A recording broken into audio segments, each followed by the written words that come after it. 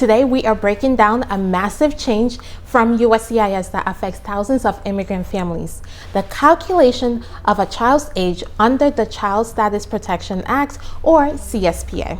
If your family is pursuing a green card through a preference category, this change can be the difference between your child getting permanent residency with you or aging out and facing decades of separation.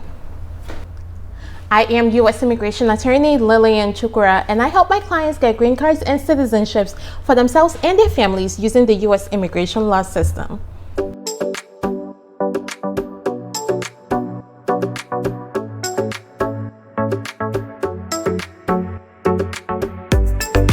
CSPA was enacted in 2002 to address the hardship faced by children who turn 21 or age out due to the long wait for their case to be ready for immigration processing.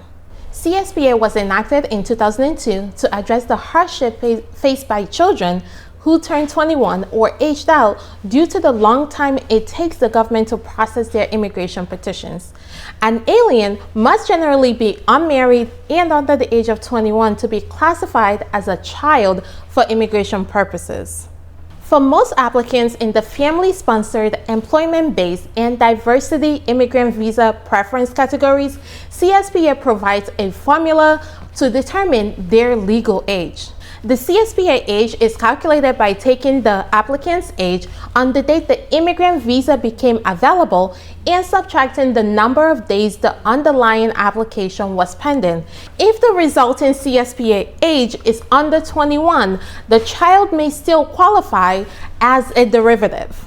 Critically, to benefit from CSPA protection, the applicant must also seek to acquire lawful permanent residency within 1 year of that visa becoming available.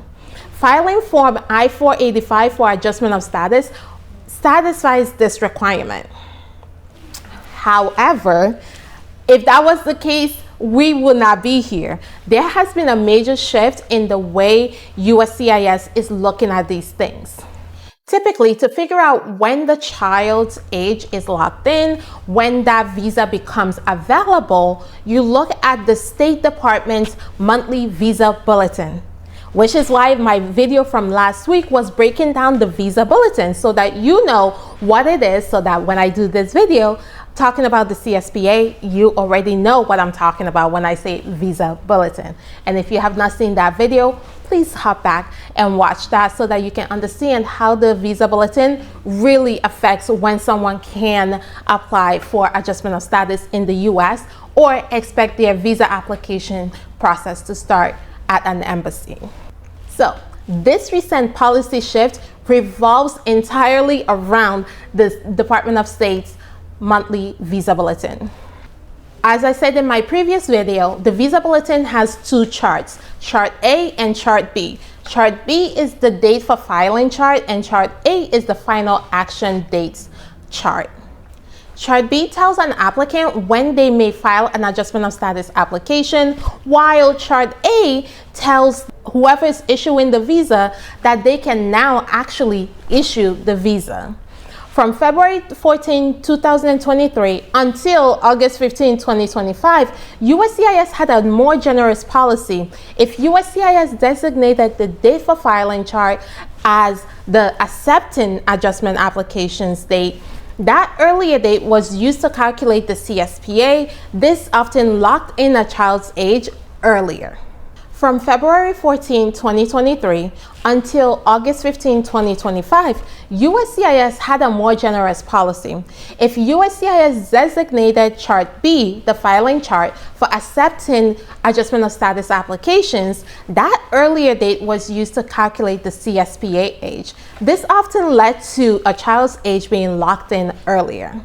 Now, effective August 15, 2025, USCIS is reverting to its prior policy, more restrictive policy. For applications filed on or after this date, USCIS will only use the final action dates, that's Chart A, to determine the visa availability date for the CSPA calculation. Since Chart A dates are typically later than Chart B date, this change means the child is chronologically older when the CSPA clock stops, making it less likely they would qualify as a child under the age of 21. This policy change is in line with the State Department's policy, which is consistently using the Chart A for consular processing. However, we really enjoyed having Chart B as the CSPA chart for so many years. Now, you may be hearing all of this and you're like, okay, what difference does this actually make in the grand scheme of things? Well, let's talk about that. Let's look at a hypothetical example involving, let's say, Carlos, a derivative beneficiary in a preference category. Hopefully, this example will help drive home the point. Let's say that Carlos's grandfather filed an F3 petition for Carlos's mother on January 1st, 2018. The petition was approved 1 year later on January 1st, 2019. Carlos was born on January 1st, 2002. The petition's pending time is exactly 1 year, 365 days. Under the old policy, let's say that the date for filing, Chart B, became current on January 1st, 2023. Carlos's actual age on this date will be 21 years old. Under the old USCIS policy, the visa was considered available on this date for the CSPA calculation. The CSPA age under the old policy will be calculated as 21 years old minus 1 year, which will equal 20. So Carlos will be protected under the CSPA under the old policy because he will still be considered under the age of 21. Now, let's apply the new policy effective August 15, 2025. We must wait until the final action date, Chart A, becomes current. Let's assume that Chart A becomes current 2 years later on January 1st, 2025. Carlos's actual age on this date is 23 years old. Even though Carlos could have filed under Chart B back in 2023, under the new policy, his CSPA age calculation based on Chart A in 2025 is 22. He will lose his derivative status and the filing fees he paid if he actually filed his adjustment of status application in 2023, thinking that he still met the requirements and can still be considered a child. Remember, the filing date was 2023, but the final action date is 2025. And now that the CSPA age is based on the final action date, which is that 2025, Carlos is now not only not a derivative, but any fees he paid at that time in 2023 is completely gone. His adjustment of status application will be denied because he is no longer considered a derivative under his mother's application. If you are getting value out of this video, please don't forget to like and subscribe for more immigration insights. Ask me questions in the comments if you have any specific questions about CSPA or immigration law in general. Now back to the video.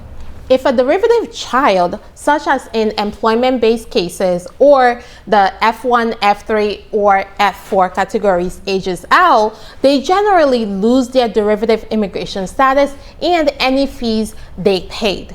This raises the risk of family separation, as parents may get their green cards while their child faces potentially long, decades-long process to get a new category. Applicants may still use the date for filing chart to determine when they can submit their application, but they must understand that the filing date does not lock in the CSPA date. The age is only locked in if the child's calculated CSPA age is under 21 when the priority date becomes current under Chart A, the final action chart. This change requires families and employers to carefully plan filing timelines. For instance, speeding up the I-140 petition approval via premium processing might sometimes be beneficial, but strategically slowing down the process might allow the pending time to be longer, thus reducing the CSPA age more effectively. This change will require families to plan more carefully, especially when it comes to filing timelines. The sooner you file for, let's say, a child of yours that has minor children, the better you're going to be able to lock in their age. But the older the children are when you file that, you may end up having a longer waiting period. And when it comes to the I-130, when you're in this planning phase, sometimes you are thinking, let me get this I-130 approved as soon as possible, and not paying attention to the Visa Bulletin. Well, the faster your I-130 is approved, the shorter amount of time you can subtract from the child's age. In the planning process, strategically slowing down the process might allow the pending time to be longer, thus reducing the CSPA age more effectively. So don't go and file an expedite request for the I-130 when you know that you are nowhere close to your priority date being current. If you are in a preference category, you may now want to make sure that you are not filing an expedite request for an I-130 when your priority date on the final action chart is not even anywhere close to being current. Additionally, if you miss the 1-year sort to acquire window, the law allows for discretion if you can demonstrate that the failure to apply within that 1 year was due to extraordinary circumstances. If you miss the 1-year sort to acquire window, the law allows for discretion by the officer if you can demonstrate that the failure was due to extraordinary circumstances beyond your control, such as serious illness, legal disability, or ineffective assistance of counsel, where your lawyer did not do their job in getting you filed within that 1 year. USCIS specifically determined that the policy change of February 14, 2023 may be considered as an extraordinary circumstance excusing a failure to meet the sought to require requirement during that period. The core takeaway is that the August 15, 2025 USCIS policy update makes CSPA protection harder to obtain for adjustment of status filings. It did this by using the later final action dates chart. If you have a child approaching 21, you must immediately consult with an immigration attorney to evaluate your circumstance and strategize filing, especially considering non-immigrant status like F1 status alongside adjustment of status. If you are in a situation where you have a child that may age out, or you're wondering, has your child aged out based on this new policy, please feel free to reach out and schedule a free 15-minute strategy session with me where we can talk about your situation, your child. I can do this calculation for you and see if your child is still within the CSPA age and they have not aged out yet. And if they are at risk of aging out, we can talk about options that will keep them in status if they are physically in the US to help them in case you have to come up with another plan to get them status in the future. If you would like to schedule this free 15-minute strategy session or a detailed paid consultation with me, you can do that by going to my website, lilylegal.com, click on contact us, and you will be able to pick a date and time that works for you for us to chat about your situation.